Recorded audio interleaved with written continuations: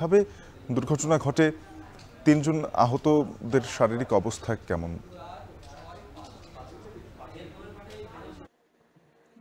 জি, আমার পেছনে যে গরুবাহী ট্রাকটি দেখছেন, এই ট্রাকটি ঢাকা থেকে গরু নামিয়ে দিয়ে টাঙ্গাইলের দিকে যাচ্ছিল।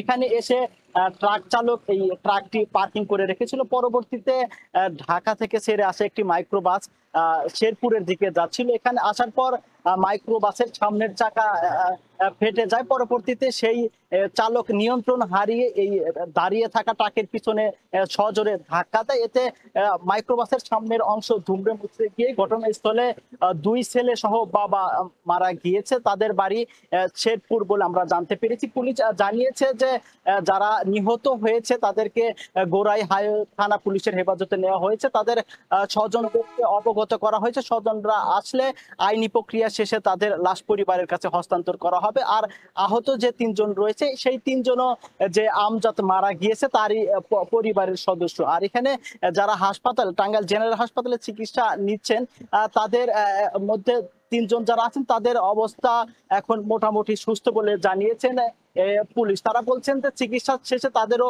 পরিবারের কাছে হস্তান্তর করা হবে। আর এইদিকে এই ঢাকা টাঙ্গাইল যমুনা সেতু মহাসড়কে কিন্তু মাঝে মধ্যে এই দুর্ঘটনা ঘটে থাকে। এই দুর্ঘটনার কারণ হিসেবে পুলিশ সহ সংশ্লিষ্টরা বলছেন যে যারা চোখে ঘুম নিয়ে গাড়ি চালান তাদের কারণে বেশিরভাগ এই সড়কে দুর্ঘটনা হয়ে থাকে। আর এছাড়াও অনেক সময় যে চালকদের অসচেতনতার কারণে কিন্তু এই মহাসড়কে দুর্ঘটনার হতাহতের ঘটনা ঘটে। আর এদিকে ঈদকে ঘিরে এলেঙ্গা থেকে যমুনা সেতু পর্যন্ত যে 14.5 কিলোমিটার মহাসড়ক রয়েছে সেই মহাসড়কের সার্ভিস লেন ছেড়ে দেওয়া হয়েছে। মহাসড়কের সার্ভিস লেন ছেড়ে দেওয়া হলে সেই মহাসড়কের কোনো মার্কিং না থাকায় কিন্তু সেই অংশটুকু দুর্ঘটনার আর সব সংখ্যা করছে এই মহাসড়কের পরিচালকরা।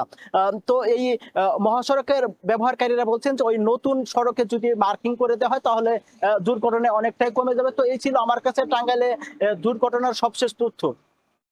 দেশের সবচেয়ে মজবুত আরএফএল